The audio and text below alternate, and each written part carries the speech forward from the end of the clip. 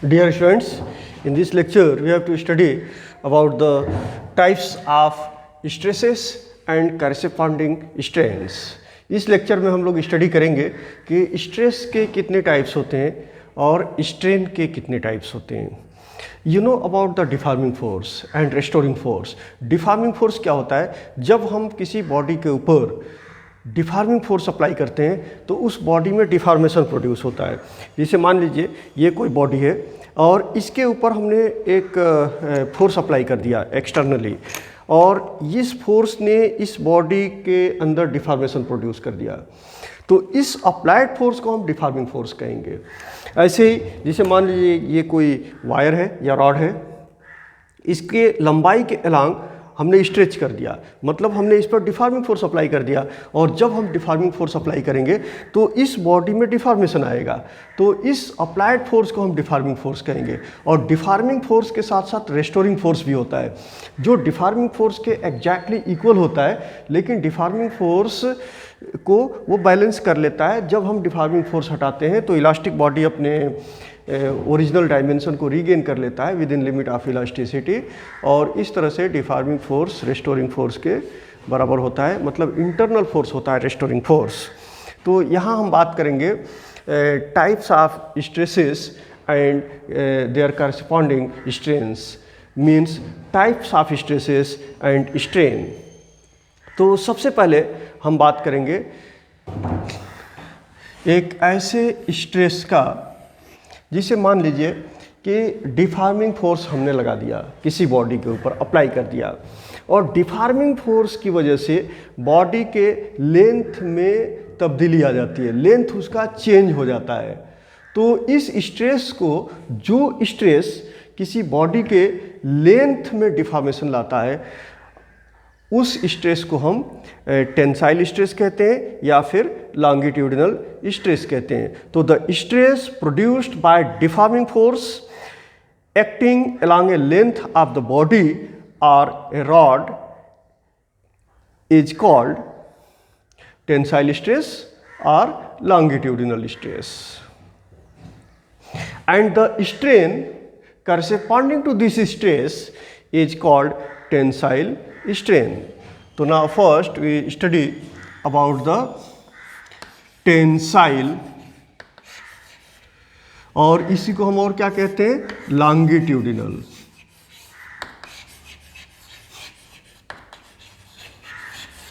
Longitudinal stress. Definition समझ में आया? जब हम डिफॉर्मिंग फोर्स अप्लाई करते हैं किसी बॉडी के ऊपर, और उस डिफॉर्मिंग फोर्स की वजह से बॉडी के लेंथ में चेंज आ जाता है, डिफॉर्मेशन आ जाता है, तो इस तरह के स्ट्रेस को हम लॉन्गिट्यूडिनल स्ट्रेस या फिर टेंसाइल स्ट्रेस कहते हैं. You know that what is the definition of the stress? The applied force per unit area is called stress.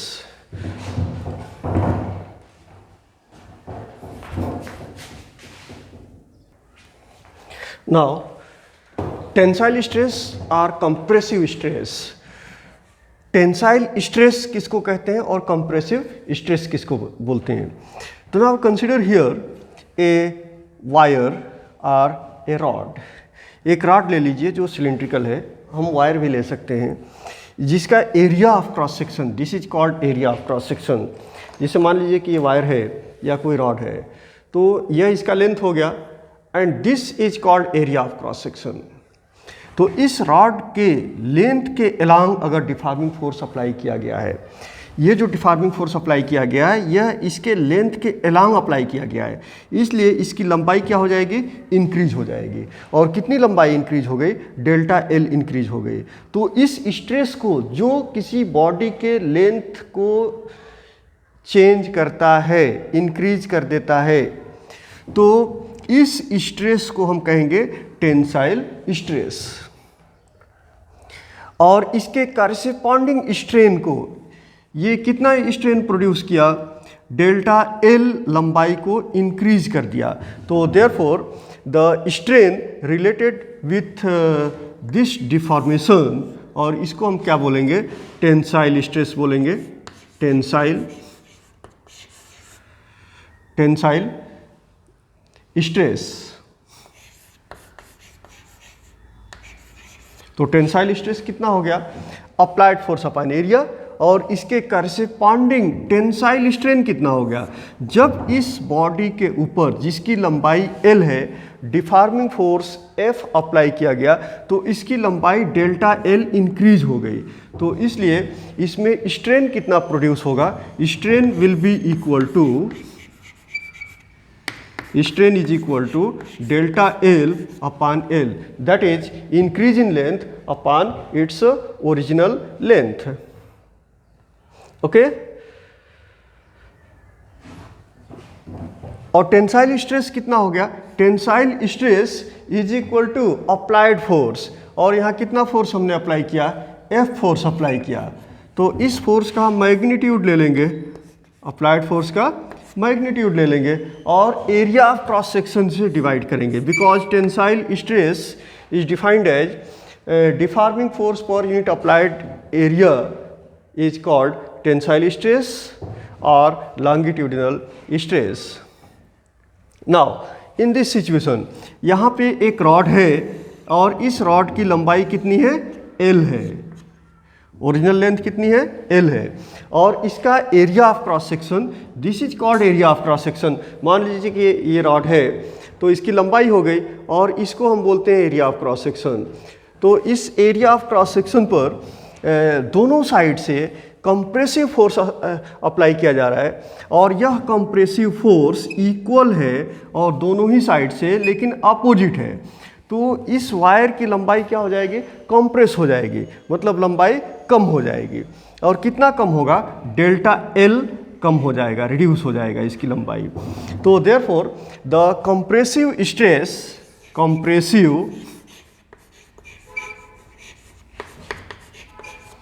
Stress is equal to applied force per unit area, और यहाँ पे कितना force apply किया? F force apply किया, और area किस area पे apply किया? इस एरिया ऑफ क्रॉस सेक्शन पे अप्लाई किया जो A है, तो therefore F upon A is the compressive stress, and strain, corresponding strain is called compressive strain. You know that strain is equal to change in length upon its original length, इसकी length reduce हो जाती है delta L, तो therefore delta L upon L is the compressive strain. यहाँ पे भी एक चीज़ आप समझ सकते हैं कि tensile stress is the force per unit area, तो इसका SI यूनिट क्या हो जाएगा? फोर्स का SI यूनिट होता है न्यूटन और एरिया का मीटर स्क्वायर, तो newton per metre square is the SI unit of the tensile stress, और इसका डायमेंशन कितना होगा? फोर्स का dimension m to the power 1, L to the power 1 and T to the power -2 divided by dimension of area, और area का dimension होता है L to the power 2, तो this will be equal to m to the power 1, L to the power -1 and T to the power -2. This is the dimension of the tensile stress. Similarly, compressive stress is also force per unit area.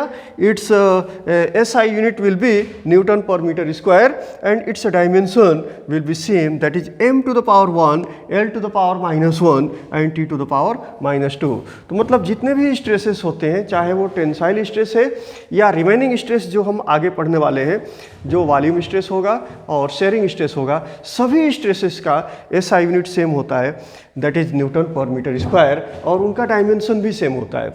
अब इसके बाद हम बात कर लेते हैं strain की। तो tensile strain delta L upon L, delta L is the increase in length and L is the original length, so this is the ratio of two same types of physical quantities length, so therefore it will be the unitless। ये क्या होगा? unitless होगा और dimensionless भी होगा। तो अगर dimension हमको लिखना रहे तो हम लिखेंगे m to the power 0, L to the power 0 and T to the power 0, means this is a dimensionless। Similarly, the compressive strain is also a unitless quantity and it is also a dimensionless quantity, and all kinds of strains are unitless and dimensionless.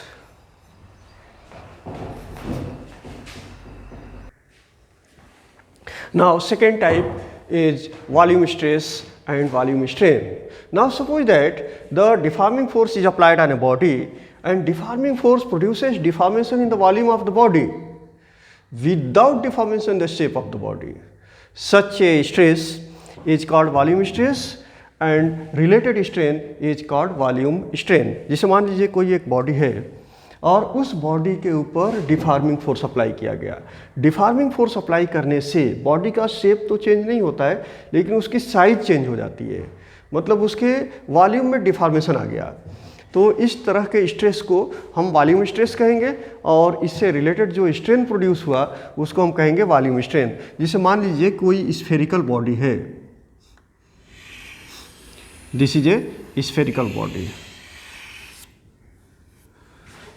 इस body के ऊपर हमने deforming force apply किया और हमारा deforming force जो इसके volume में, मतलब इसके साइज में डिफॉर्मेशन प्रोड्यूस करेगा, वह फोर्स इस सरफेस एरिया के परपेंडिकुलर होगा।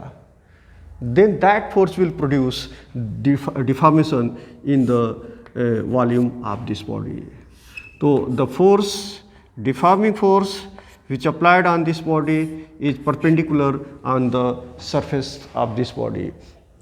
Therefore, the volume of this body will be changed. जैसे मान लीजिए कि इसका इनिशियल वॉल्यूम V है, जब हम डिफॉर्मिंग फोर्स अप्लाई करेंगे तो इसका वॉल्यूम चेंज हो जाएगा। और हमने डिफॉर्मिंग फोर्स कितना अप्लाई किया, इसके ऊपर जो हमने डिफॉर्मिंग फोर्स अप्लाई किया है F अप्लाई किया है, ओके। और जिस सरफेस एरिया पे अप्लाई किया है वह सरफेस एरिया A है। तो therefore according to definition of the stress, the volume stress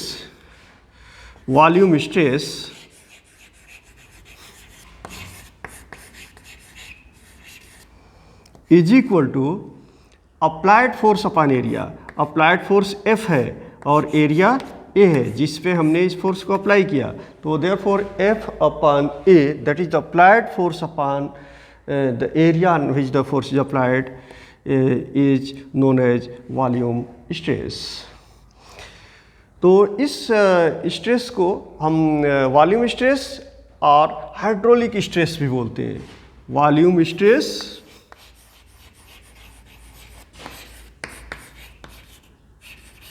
और इसको और क्या बोलते हैं, हाइड्रोलिक स्ट्रेस।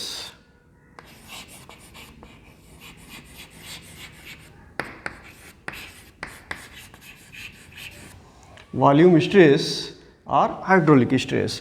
तो therefore volume stress is equal to applied force upon area. अब यहाँ पे एक चीज़ आप और ऑब्जर्व कर सकते हैं कि यह जो फोर्स हमने अप्लाई किया इस सरफेस के ऊपर परपेंडिकुलर अप्लाई किया, तभी इसके वॉल्यूम में डिफॉर्मेशन आएगा और इसका शेप चेंज नहीं होगा। तो according to definition of the pressure, force per unit area is also called pressure. तो therefore you can say this is the applied pressure, this is equal to applied pressure. इसको हम बोल सकते हैं applied pressure भी बोल सकते हैं, ओके। अब इसके बाद हम बात करेंगे, next point is the volume strain, because the stress is related with the strain. Now volume strain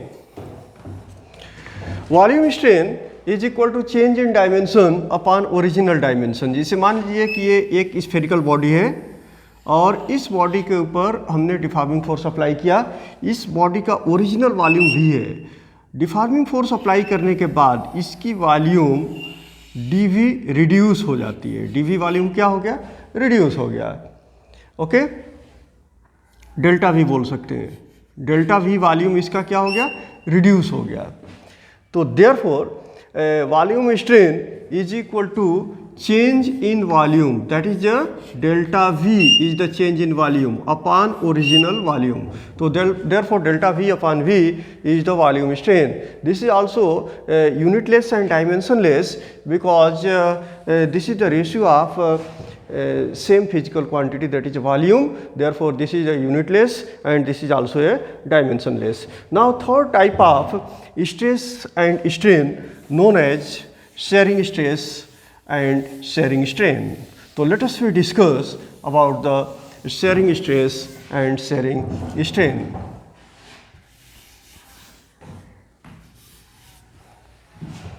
Third is shearing stress and shearing strain. Now if the deformation produced in the shape of a body, such type of stress is called shearing stress, and the strain accompanied with this stress is called shearing strain. जैसे मान लीजिए कि यह एक cubical body है, अब इसके this face is placed on the surface, इसको सरफेस पे रख दिया तो, और इसके ऊपर हमने डिफॉर्मिंग फोर्स अप्लाई किया, deforming force just in the form of the tangential force. तो यह एक सरफेस हो गया, ये फेस एक हो गया, ये एक फेस हो गया, this is also a face of this body, this is a face of the body, this is face of the body and this is face of the body. तो ये जो बॉटम का फेस हो गया जो कि फिक्स है, और ये अपर फेस हो गया, इसके ऊपर हमने डिफॉर्मिंग फोर्स अप्लाई कर दिया तो ये थोड़ा सा डिफॉर्म हो जाएगा। इस तरह से इस बॉडी के शेप में थोड़ी तब्दीली आ जाएगी। तो इस तरह के डिफॉर्मेशन को हम sharing the stress related with this type of deformation is called sharing stress, and the strain related with this deformation is called sharing strain. मतलब जब बॉडी के ऊपर हम डिफॉर्मिंग फोर्स अप्लाई करते हैं और बॉडी के शेप में तब्दीली आ जाती है, तो इससे रिलेटेड जो स्ट्रेस होता है उसको शेयरिंग स्ट्रेस कहेंगे, और इससे रिलेटेड जो स्ट्रेन होगा उसको शेयरिंग स्ट्रेन कहेंगे। तो first we have to discuss here shearing stress.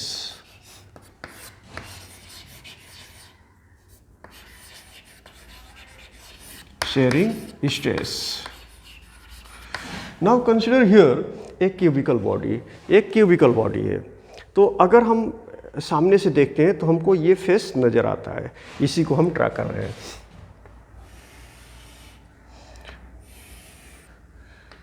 This is a face of the cubical body, okay, and this is A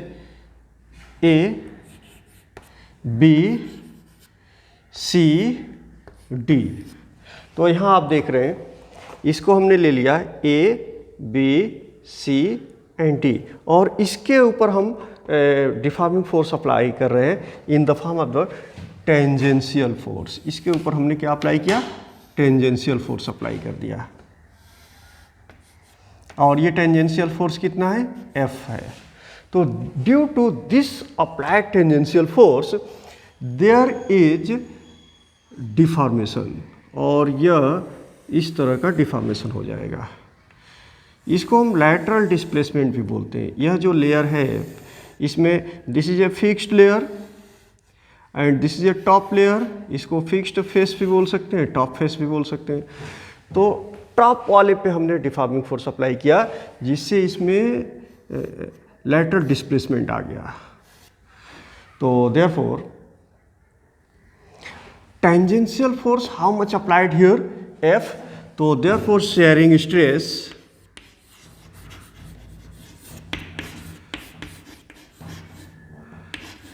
is equal to tangential force, that is F, upon the area on which the force is applied। और वह area है जिस पे हमने force apply किया। अगर area A है तो therefore F upon A। Now here also you can see this is its a unit is same as all kinds of stresses, and the SI unit will be Newton per meter square, and dimension, it is a dimensionless quantity। Now shearing strain,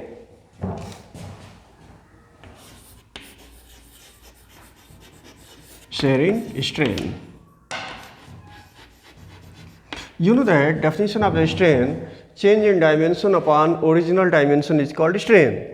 sharing strain किसको बोलेंगे? देखिए ये जो layer है ये fixed layer है, और यहाँ पे हमने टेंजेंशियल फोर्स अप्लाई किया। Due to apply tangential force there is a lateral displacement जो डी डैश है, और ये कितना होगा, मान लीजिए कि ये होता है delta L, because this is a cubical body, तो therefore this is L, this is L, this is L and this is also L. तो ये कितना स्ट्रेन आया इसमें, डेल्टा एल स्ट्रेन आ गया। तो therefore according to definition of the strain you can write here strain is equal to delta L upon L. Okay, now this is a fixed layer और ये कितना एंगल बनाएगा इसके साथ, 90 डिग्री बनाएगा। तो ये जो स्ट्रेन प्रोड्यूस हुआ डेल्टा L स्ट्रेन प्रोड्यूस हुआ और ये स्मॉल होगा, और एंगल कितना प्रोड्यूस हुआ यहाँ पे, थीटा एंगल प्रोड्यूस हुआ। इस एंगल को हम कहते हैं शेयरिंग स्ट्रेन। तो you can see here this is A right angle triangle, यहाँ पे एक राइट एंगल ट्रेंगल बनता है, ये एंगल बनता है 90 डिग्री। अब इसमें आप टेन थीटा अप्लाई कर सकते हैं। You can write here tan theta is equal to opposite side upon adjacent side. ये होगा अपोजिट साइड और ये होगा एडजेसेंट साइड। तो therefore this will be delta L upon L. तो therefore at a place of delta L upon L you can write this is equal to tan theta, this is equal to tan theta, and because the angle theta is very very small, so therefore you can write this is approximately equal to theta। इसको हम theta भी लिख सकते हैं। तो sharing strain कितना आ गया, shearing strain is equal to theta. Okay, now next point is Hooke's law.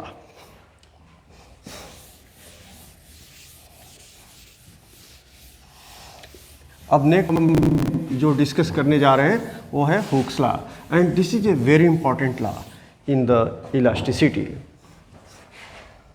Hooke's law।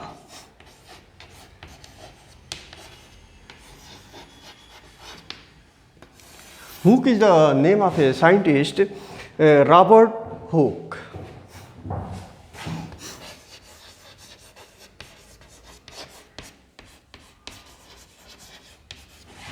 In the year 1635 to 1703,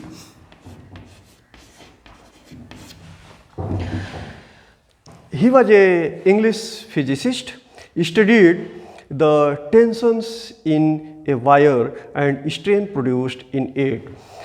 His study led to a law known as very famous law, that is the Hooke's law। Hook ने जो अपना study किया वो study के base पे एक law produce किया, और उस लॉ को हम लोग हुक्स लॉ के नाम से जानते हैं, और यह बहुत फेमस लॉ है और इसका यूज इलास्टिसिटी में बहुत ज़्यादा किया जाता है। What is the statement of this law?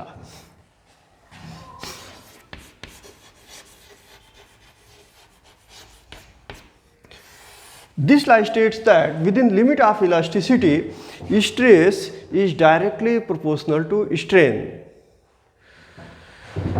तो therefore stress is directly proportional to strain within limit of elasticity।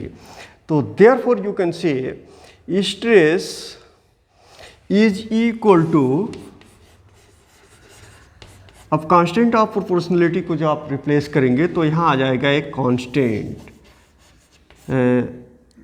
Directly proportional को जब रिप्लेस करेंगे तो यहाँ आ जाएगा constant of proportionality into strain. Therefore you can write this constant of proportionality is equal to stress upon strain. तो यहाँ पे एक लॉ बन जाता है कि constant is equal to stress upon strain, and this constant is called modulus of elasticity. इसी constant को हम क्या कहते हैं? Modulus of elasticity.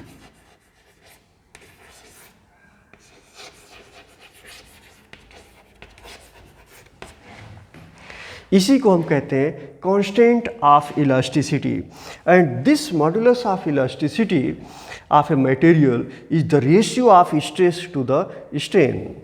So the law, listen again, the within limit of elasticity, stress is directly proportional to strain, therefore stress is equal to a constant into strain, therefore this constant is equal to stress upon strain, और इसी constant को हम कहते हैं modulus of elasticity, या इसको फिर बोलते हैं कांस्टेंट ऑफ इलास्टिसिटी, और यह मॉडुलस ऑफ इलास्टिसिटी स्ट्रेस और स्ट्रेन का रेशियो होगा, ओके और इसका ऐसा यूनिट होगा जो स्ट्रेस का ऐसा यूनिट होगा, इसलिए कि स्ट्रेन का तो कोई यूनिट होगा नहीं, ये यूनिटलेस होगा और ये डायमेंशनलेस भी होगा, तो कांस्टेंट ऑफ इलास्टिसिटी का ऐसा यूनिट वही होगा जो स्ट्रेस का ऐसा यूनिट होगा। अब हम डिस्कस करेंगे थोड़ा सा कि with in limit of elasticity क्या होता है, what do you mean by with in limit of elasticity which is mentioned in this law. हम एक ग्राफ ड्रा कर रहे हैं, अब एक्स एक्सिस पर हम स्ट्रेन ले रहे हैं और वाई एक्सिस पर स्ट्रेस ले रहे हैं, and this is the origin.